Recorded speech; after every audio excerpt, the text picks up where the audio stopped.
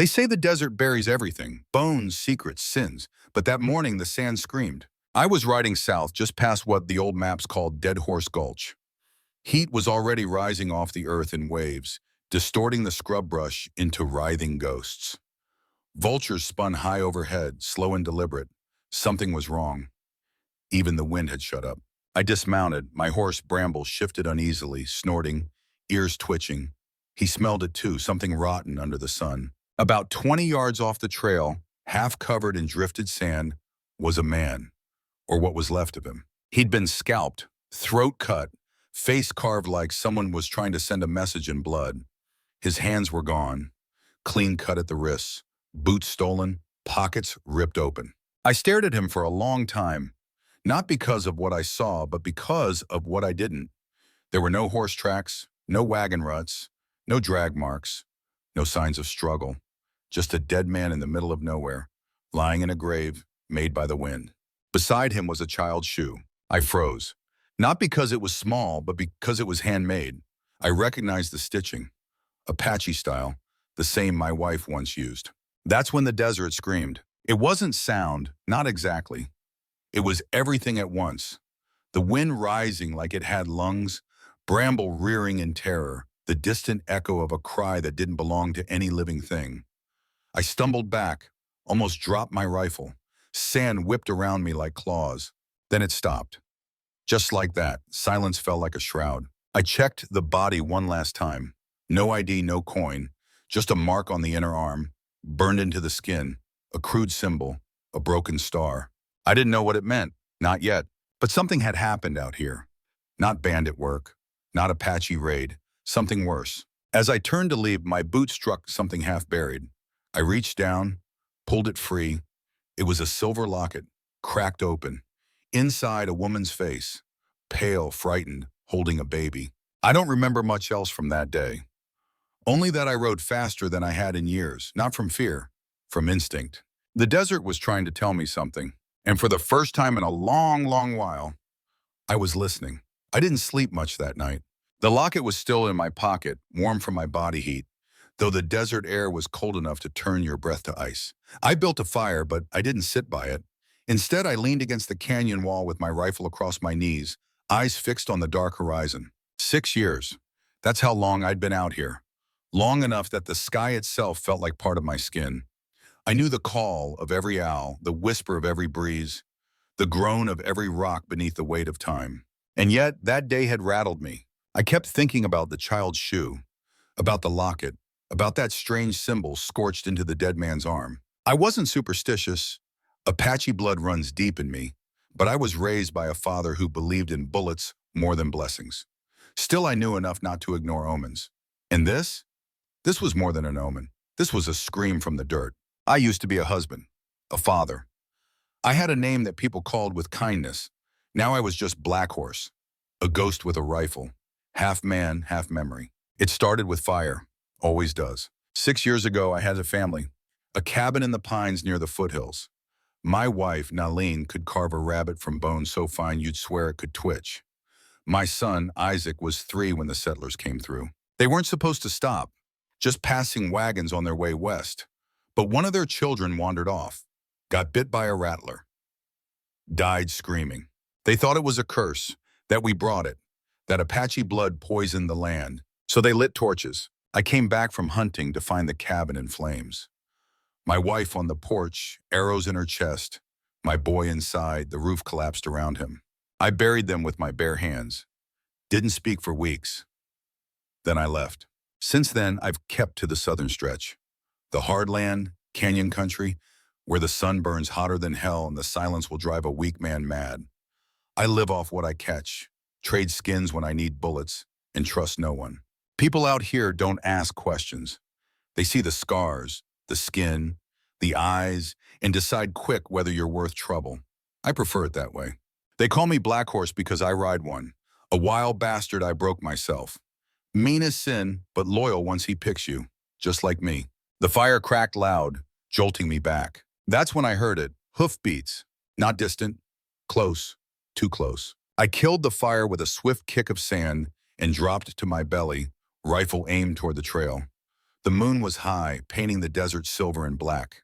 3 riders. They didn't speak, just rode slow, scanning the canyon walls. One of them stopped exactly where I'd found the body earlier that day. He got down, checked the ground. He knew what he was looking for. The others joined him. There was pointing. One man reached into his saddlebag, pulled out something I couldn't see, and began marking the ground. Another lit a lantern. I saw their faces then. Not bandits, not army. These men were something else. Clean coats, polished boots, and the same strange mark burned into their collars, a broken star. I'd seen enough. I slithered back into the rocks and waited until the sounds faded. Then I moved. Fast. By morning, I was miles away, deep into the canyons, where even the sun struggles to find you. I spent the next 2 days trying to forget what I saw, but the locket wouldn't let me. Every time I closed my eyes, I saw that woman's face, pale, terrified, holding a baby like the world wanted to rip it from her arms. I should have tossed it, should have buried it, but I didn't. Instead, I rode to the old mining trail. There's a station there, abandoned mostly, except for a drunk telegraph operator who never asks questions if you bring him jerky and don't mind the smell. Need a name run, I told him. He squinted one eye, chewed something green. Whose? I handed over the locket. He blinked. Pretty. Run it! He grunted and started tapping. While he worked, I stared at the mountains. The Sierra Madre in the distance looked like broken teeth. I used to think they were beautiful. Now they just reminded me of what can't be climbed. Got something, he said after a while. The woman's name was Mary Ashford, 26, married to a man named Whitaker Ashford, former Union captain, now regional director for the Southern Pacific Railroad. Reports said she'd gone missing a week ago, last seen near Prescott, traveling alone with an infant. That raised more questions than it answered. What happened to her, I asked. He shrugged. Some say she ran, some say she was taken. Her husband's offering $500 in gold for her return. $500. That kind of reward can turn friends into killers. I paid the man and rode out fast. The sun was already dipping low, bleeding red across the sky. That night, I couldn't shake the image of her face, not the photo, something else. A flash of memory, sudden and sharp. A woman screaming, a baby crying, smoke. And me, riding too late. I woke covered in sweat, fists clenched around the handle of my knife. Bramble neighed, uneasy. Something was coming. I felt it in my bones. So I packed up, strapped the rifle tight, and headed toward the place no one goes after dark. Devil's Spine. A narrow pass with sheer cliffs on both sides. Dangerous as hell, but a shortcut south. I figured if she was still running, that's where she'd go. No one in their right mind would follow. And that's when I saw her. At first, I thought it was a mirage. The heat can trick your eyes out here. But as I got closer, I saw the shape was real.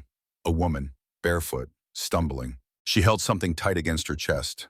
It was her. And the baby, barely moving. She collapsed 10 feet from me. I didn't move at first, just watched. Her lips moved. No sound came. She looked up at me with eyes like ash. Not asking, not pleading, just tired. And for the first time in 6 years, I felt something crack open in me. It wasn't mercy, wasn't pity. It was recognition.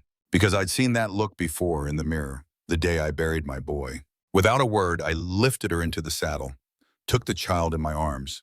He was hot with fever, breathing shallow. She whispered one thing before passing out. Don't let him find us. I didn't ask who he was, because I already knew. The desert might bury things, but it never forgets. And neither do I. She didn't wake for hours. By the time I reached the shaded ridge above Red Hollow, her skin was pale as driftwood. The child was burning up, moaning soft as wind through tall grass. I rode hard, ignoring the pain in my leg. The gnaw of hunger, the tight pull in my chest I hadn't felt in years. I set up camp in the shadow of the cliffs where the sun couldn't reach. There was an old spring nearby, barely a trickle this time of year, but I gathered enough to cool the boy's forehead. The woman, Masayam, Mary, still hadn't stirred. I checked her ribs for bruises. She was black and blue beneath the surface. Someone had been beating her for a long time. I built a fire low and slow, not for warmth, for comfort. I boiled some dried berries with pine bark and fed the baby tiny drops from a carved spoon I hadn't touched in years. It had belonged to Isaac. He drank it, barely. That night, she cried in her sleep. Not loud, just whispers, broken pieces of dreams. No, no more. Please don't. He'll take him. I didn't sleep. Instead, I sharpened my knife by firelight and thought about what kind of man hunts a woman and child into the jaws of the desert. What kind of monster sends men with brands on their necks and dead eyes into Apache land? Morning came hot and fast. The boy opened his eyes, wide, glassy, too big for his little head. He didn't cry, just stared. That's when I knew something was wrong. He'd been crying in his sleep, but now awake, he made no sound. I checked his mouth, his ears, his chest. He flinched when I touched his back. There were scars, old ones, whip marks. Jesus, he couldn't have been more than 2. I wrapped him tighter in a blanket and set him beside the fire. Mary was stirring now, groaning. Her hands twitched.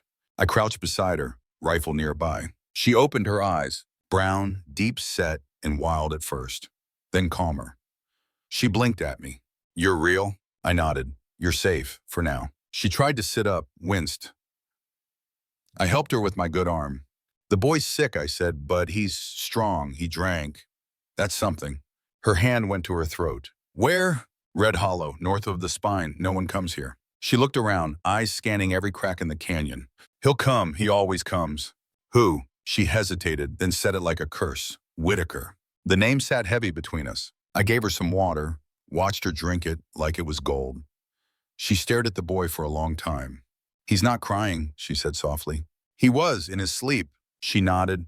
"He doesn't cry when he's awake. Not anymore." "What's his name?" "Elijah." I felt something twist in my gut. That name had been on the list. The name of the boy Nalin wanted if we ever had another. Elijah. I had carved it once into the wall of the cabin that no longer stood. "What happened?" I asked. She pulled the blanket tighter around her shoulders. Her fingers were shaking. "He wasn't always like this. He laughed once, danced when I sang. Then Whitaker came back from New Mexico with a bottle and a rope, said the boy wasn't his, that he looked too dark, said I was a whore, Apache-loving bitch." I said nothing, just let the fire crackle. "He took Elijah into the barn, said he was going to beat the Indian out of him." Her voice cracked, but no tears came. "I stabbed him that night. Not deep, just enough to drop him. I took Elijah and ran." "You've been running long?" 6 days, maybe more. I can't remember." "Who were the men with him?" She looked up, eyes sharp now. "You saw them?" "They were tracking the body I found near Dead Horse Gulch, marked with a broken star." She went pale. "That mark, it's his. Whitaker brands men, says it makes them loyal, says a man without scars isn't worth trusting. That's not army." "No, he used to be. But he's got his own army now, mercs, drunks, deserters. He pays them in land and liquor. Some follow him out of fear, some because they like what he does." "And what does he do?" "He builds things, tracks, tunnels, buries towns when they resist. You ever hear of Sutter's Ridge?" I nodded. "Gone now, burned it down. Said the mayor shortchanged his deal." "And you?" "I was a deal too. Married at 16, my father owed him debt. I was payment." I watched the boy. He was staring into the flames, blinking slow, like he didn't quite understand what warmth was. "Why come south?" She looked at me like it was obvious. "Because you people hide out here, the forgotten ones. I figured if I could find someone with a scarred face and a long memory, he might help me disappear." I didn't answer. She studied me. "You're Apache?" "Half." "Your wife?" "Dead." "I'm sorry. I'm not the one bleeding in the sand." She smiled faintly. "You are. You just hide it better." I stood up, poked the fire, threw more wood on. She spoke again, voice low. "Are you going to turn us in?" "No." "Why not?" I looked at her. "Because 6 years ago, no one helped me either." The next few days passed like a fever dream. We moved at dawn and dusk, rested by day. I carried the boy sometimes. Other times he clung to her back like a shadow. He still didn't speak. Just watched. Like he was memorizing everything in case it disappeared again. Mary asked questions. Some I answered, some I didn't. She asked about my cabin. I told her it burned. She asked about my son. I told her he was ashes. She asked why I lived alone. I said, because ghosts don't need company. We crossed the Black Ridge on the 4th day. From the top, you can see all the way to the edge of Mexico.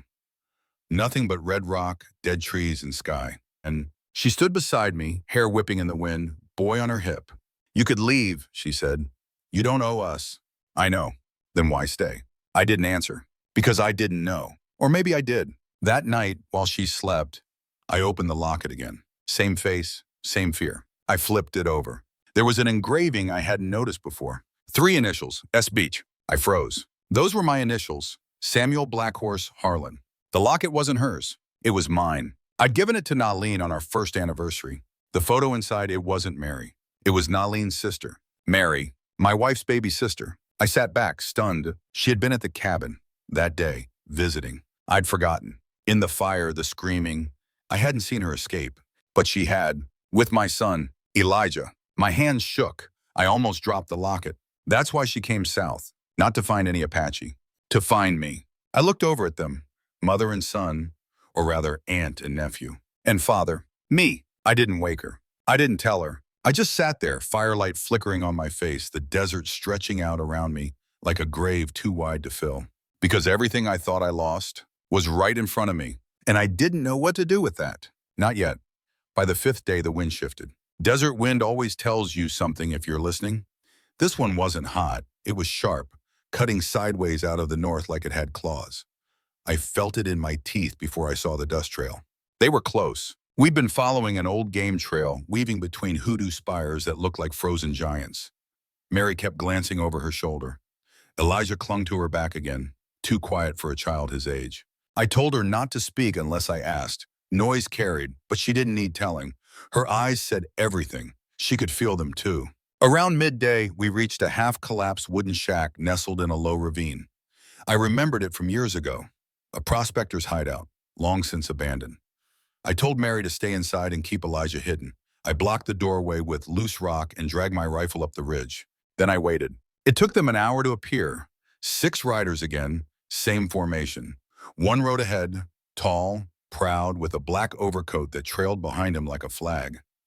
Even from 200 yards, I recognized him. Whitaker Ashford. He hadn't aged much. Same squared shoulders, same sharp jaw, like it had been carved by hate. He wasn't in uniform anymore, but he moved like a man who thought the world still owed him a salute.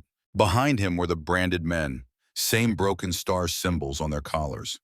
Their horses kicked up trails of dust as they rode through the canyon, heading straight for the ravine. They knew. I slid back down the ridge and ducked into the shack. Mary looked up, eyes wide. How close? Too close. She held Elijah tighter. What do we do? We hold. Her hands shook. We won't survive a shootout. We won't need to. I moved to the back wall, pried up a rotten floorboard, and retrieved a rusted tin can. Inside were 6 bullets wrapped in wax cloth. I'd stashed them years ago on a supply run gone wrong, back when I still thought survival had rules. I loaded my rifle, checked my revolver, handed her the knife from my boot. Use it if you have to, I said. I don't know how. You do now. I doused the fire and peered through a crack in the wall. They were on foot now, spread out, rifles raised. Whitaker wasn't among them. He sent the others in first. Smart bastard. The first man rounded the entrance to the ravine. I took him through the neck. He went down without a sound. The others froze, then opened fire. Rounds tore through the shack walls like angry bees. Mary shielded Elijah with her body, eyes clenched shut. I waited for the reload pause. 1, 2. Then I popped up and dropped another. Straight through the gut. He screamed. Good, let the others hear it. They started flanking. I grabbed Mary and shoved her and Elijah into the root cellar below the floor. It was barely big enough. She protested, but I shoved the hatch closed and dropped a crate on top. Then I stood alone in the shack, breathing hard. 3 left. They didn't rush. They were trained. One came from the west, firing blind. I caught him with the revolver, 2 shots to the chest. The 4th took position behind a boulder and started pinning me down. I had 1 bullet left. The 5th man came in from the north, quieter than the others. I only noticed him when the back wall creaked. Too late. He hit me in the ribs with the butt of his rifle. I went down hard, breath gone. He raised the weapon again. Mary burst from the cellar like lightning, knife in hand. She didn't hesitate. She slammed the blade into his thigh. He screamed, dropped the rifle, grabbed her hair. She bit his hand, twisted free. I tackled him from behind, slamming his head into the wall until he went still. Blood sprayed the floor. I turned to check on her. She was shaking, holding the knife like it weighed 100 pounds. You okay? I asked. She nodded, eyes wide. I didn't think, You did fine. Outside, I heard the last man yelling. Blackhorse, come out! It was Whitaker. I got $100 for your corpse. 200 if you let the whore go. Mary looked at me. I looked back. No more running, I said. I kicked the door open and stepped into the light. Whitaker was there, rifle across his chest, smile like poison. Well, well, he said. Didn't believe it till I saw it. The half-breed himself. You lost 4 men. I got more. I'll kill them too. He laughed.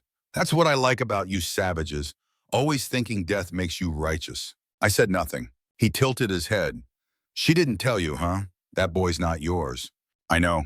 Then why bleed for him? Because he's still mine. He chuckled.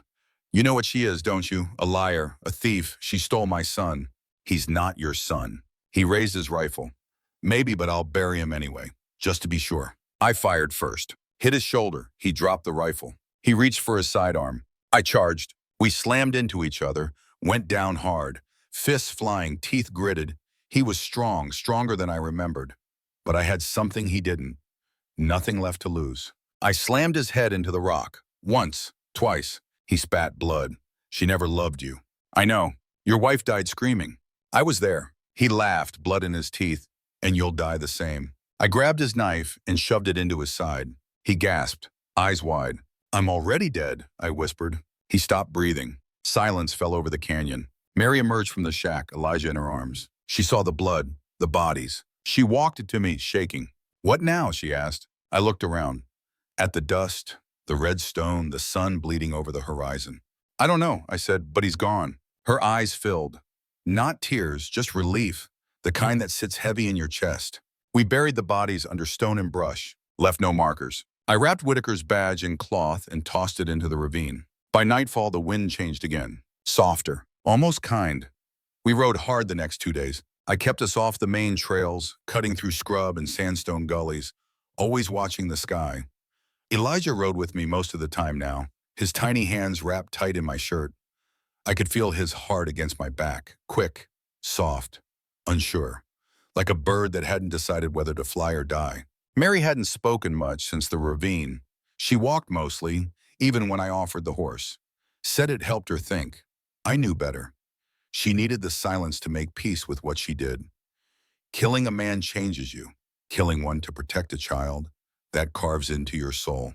I didn't tell her what I knew, about the locket, about the initials, about Elijah. Not yet. I needed time to find the right words. Maybe I needed to earn it first. Earn him, earn her trust. Hell, maybe I was just afraid. On the 3rd morning, I spotted smoke in the distance. Thin, rising like a thread from the desert floor. Too clean for brush fire. Too far from Moshire for friendly camp. Someone was burning something and trying to be seen. We circled wide, but the wind shifted, ashes on the air. They were signaling, and it wasn't for us. That night, Elijah cried in his sleep again. Short bursts, choked off like he wasn't allowed. Mary rocked him, whispering in a language I hadn't heard since Nalene died. Apache lullabies. Her voice cracked through the syllables, but she remembered enough. I didn't sleep. At dawn, I found a message carved into the stone just outside camp. A broken star. Fresh. I kicked the rocks over it and looked at the tracks. 2 riders, moving fast. They weren't far behind. We didn't have time to run anymore. We needed a place to disappear. Mary watched me break camp, her eyes tight. We can't keep running, she said. No. So what's next? I paused. There's a place. Old fort, long abandoned. Apache once used it as a signal point. Wind caves, it's buried in the stone. One way in, one way out. And if they find us, then we choose. Choose what? Blood or dust? She nodded like she understood. Maybe she did. We reached the wind caves before sundown. They were tucked behind a ridge shaped like a giant's rib cage, tall, pale stone teeth against the sky. The entrance was narrow, hidden behind scrub brush. Inside, it opened into a hollowed chamber of sandstone, streaked red and gold like the inside of a flame. It was a place built by time, not hands. Mary stood in the center, turning slowly. It's beautiful. It's sacred, I said. Apache used to bring their dead here. Let the wind carry their stories. She closed her eyes. Do you think they hear us? I think they hear everything. We made camp inside. No fire, just silence and the sound of Elijah's breathing. That night, she finally asked, why are you helping us? The question I'd been waiting for. I didn't look at her when I spoke. Because once, I watched the world burn down around me, and I did nothing. You didn't know. I should have. She came closer, sat beside me. Her knees brushed mine. Is that the only reason? I hesitated, then pulled the locket from my coat. She stared. You found it, she whispered. I gave it to Nalene the day I asked her to marry me. I carved those initials. Her hands trembled as she took it. She gave it to me the morning before the fire, told me to keep it safe, that it had his spirit in it. I nodded. She was right. Elijah, my son, her eyes brimmed. I should have told you. I wanted to, but God, Sam, you look so gone. I was. He doesn't know. I don't think he remembers enough to know what he lost. She looked down at the child sleeping on a blanket beside the cave wall. Maybe that's a blessing. We didn't say much after that. Some truths sit better in silence. At sunrise, I climbed the ridge to scout. Saw movement. 4 riders, moving straight toward us. No time left. I slid back into the cave. We have to prepare. Mary stiffened. How many? 4, maybe more behind them. Can we win? I looked at her. Doesn't matter. She nodded. We used what we had. Loose rocks, elevated ground, one entrance, narrow, perfect for funneling them. Mary took the rifle. I kept the revolver. She shook her head. I've never shot one. You won't need to shoot one. Just shoot at one. We took positions. Waited. It wasn't long. They came at midday, sun blazing behind them like a crown of fire. One called out, Black Horse, give us the boy and we'll let you walk. I didn't answer. Another voice, don't be a fool, he's not your blood. I stepped into the light, revolver in hand. He's mine, come take him. The first bullet hit the rock near my head. I fired back. Chaos. Dust exploded. Horses screamed, men shouted. Mary dropped one with her first shot. Pure luck or divine wrath, I'll never know. I took out the second with a chest shot. Then they rushed. Close quarters. I dropped the revolver after the last shot and grabbed a fallen rifle. Too slow. The third man tackled me, knife flashing. He cut deep across my arm before I smashed his nose with the butt. Blood everywhere. He came back swinging, and that's when Elijah screamed. Loud, high, raw. It stopped everything. Even the last rider froze. That scream didn't sound human. It sounded ancient, like grief found a voice. Mary scooped him up. I slammed the knife into the man's side. The last rider turned to run. I shot him in the back. Silence fell. I dropped to my knees, chest heaving. Mary knelt beside me. You're bleeding. We all are. We buried the bodies in the old way. Stones over the face, coins for the eyes. Even monsters deserve rest. I told her we had to leave by nightfall. There'd be more. She didn't argue. But before we left, she stood at the mouth of the cave and whispered something I didn't catch. When I asked, she said, a promise. To who? To them. To us. We left the wind caves that same night, traveling under moonlight, sharp enough to cut bone. Mary rode silent, eyes fixed forward. Elijah pressed against her chest. I led on foot, rifle strapped tight, knife at my belt, every sense lit up like fire. We were running out of desert. I knew the land better than any map ever would, but even I couldn't deny it. The circle was closing. Word was out. Too many men had died. Ashford's reach was long, and someone with gold in hand could always find more vultures to hire. We had one choice left. Disappear. Not hide, not run. Vanish. I had a plan, not a smart one, but it was all we had. There was a river route south, mostly dry this time of year, running along the old border trail. If we made it through by dawn, there was a smuggler's crossing near Shadow Ridge.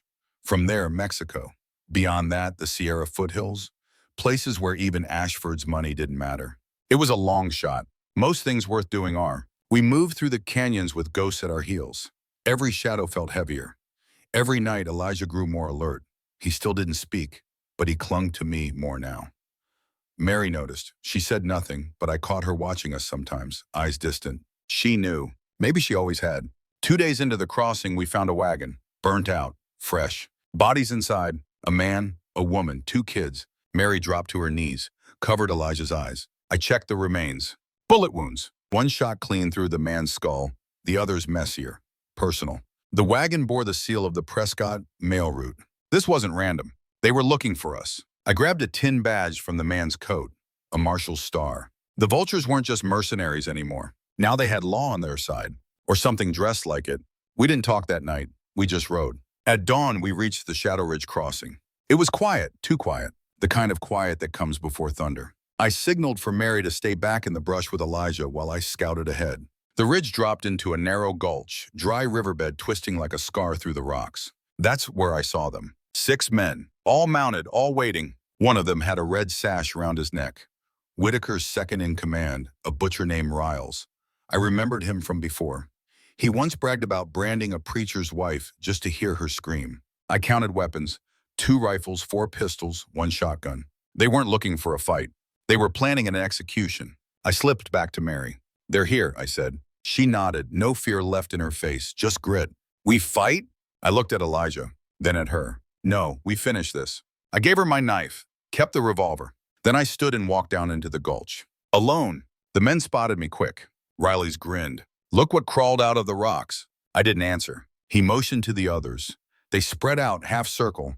Where's the girl? He asked. Gone. He laughed. Try again. She crossed the border 2 days ago. You lie like an old priest. I kill better. He leaned forward in his saddle. Ashford ain't dead, you know, just wounded.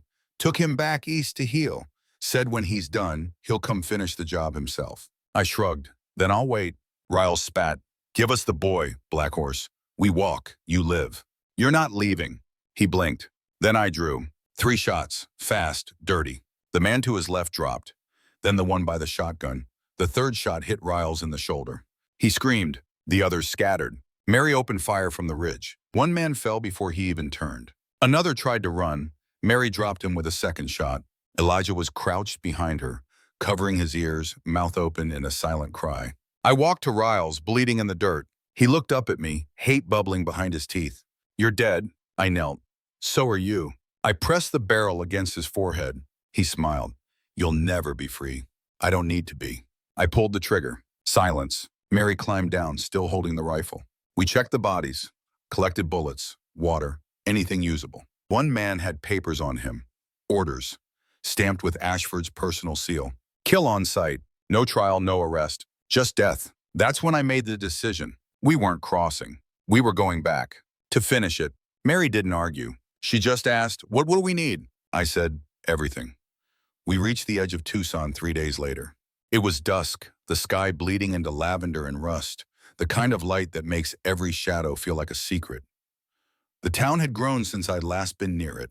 More rail lines now, more soldiers, but the rot was still there, just buried deeper under fresh paint and Union flags. Ashford had returned. Word was he was holed up in a makeshift compound near the station yard, a half-fort, half-mansion built with stolen labor and blood money, the kind of place a man like him would call progress.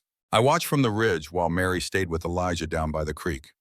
She didn't ask what I planned. She didn't need to. She knew I wasn't leaving that place breathing. That night, I buried everything I didn't want to carry into hell. My saddlebag, a carved token from Nalin, the revolver my father gave me when I turned 12.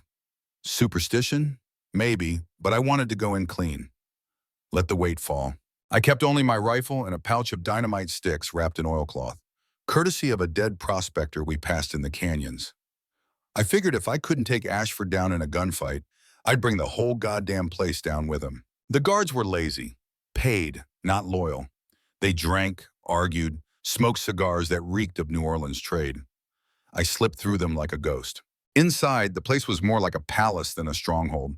Marble floors, gas lamps, velvet chairs, all built on bones. I found him in the study, alone. His arm was in a sling, chest still wrapped tight, face pale but proud.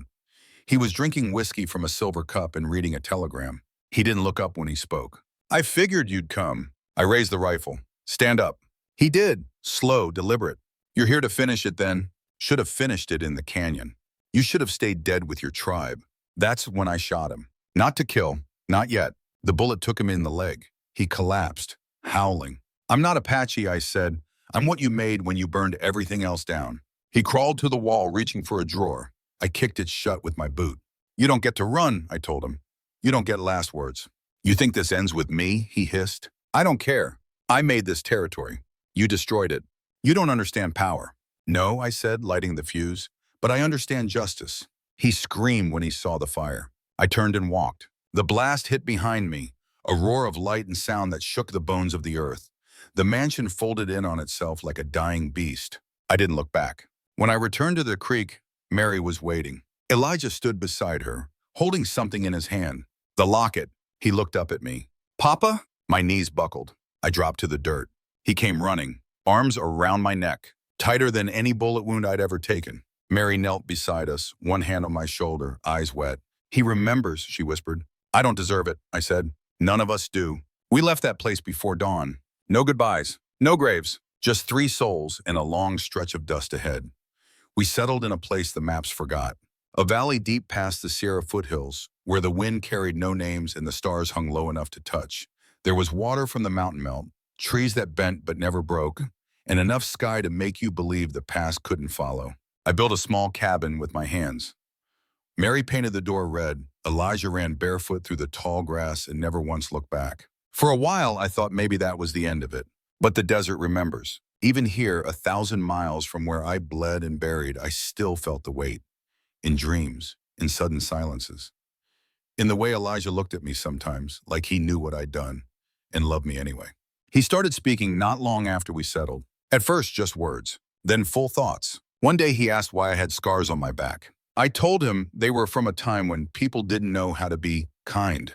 He asked if I'd ever been afraid. I said every day. He asked why I kept going. I told him, because I have you. He nodded like it made perfect sense. Some nights, Mary and I sat on the porch in silence, letting the wind speak for us. Sometimes we talked about the past. Sometimes we didn't. She never left, never asked for more than what we had. I think part of her broke in that canyon, and part of me filled the space. We weren't whole, just surviving pieces that finally fit. A traveler came through one spring. Young man, wide-eyed, said he was headed west for gold. He asked if we'd heard about the railroad baron who died in an explosion outside Tucson. Said the man had been running a private militia. Word was he got what he deserved. I just nodded and pointed him toward the pass. A year later, I took Elijah hunting. We followed a rabbit into the brush and ended up near a ravine. The rocks were familiar. Too familiar. He looked up at me and asked, "Is this where the bad men came?" I said yes. He was quiet a long time. Then he said, "But you stopped them." I said, "We stopped them." He didn't answer, just took my hand and squeezed it. That night, I carved his name into the cabin door. Not as a warning, as a promise. He grew fast, taller than me by the time he turned 12. Strong, kind, never mean, never cruel. He made friends with the birds, built traps from sticks, read books by firelight, and asked questions I didn't always know how to answer. Like, do you think Mama Nalene watches us? And what kind of man was Grandpa?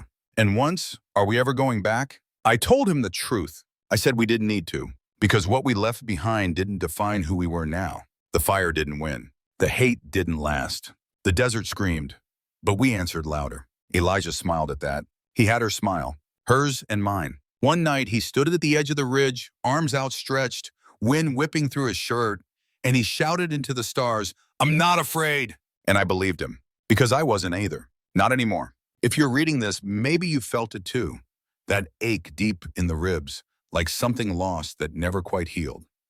Maybe you've walked through your own canyon. Maybe you've buried names in silence. But listen, the desert doesn't forget, and neither should you. Remember what you've survived. Remember what you've protected. And if you've loved, really loved, then nothing they burn can take it from you. Not the law, not the pain, not time. We ride forward, always forward, even if the past rides behind us. Because some things are worth bleeding for. And some stories? They never die. They just wait to be told. If this story left a mark on you, share it. Leave a comment, pass it on. Someone out there is still in their canyon, still choosing between blood and dust.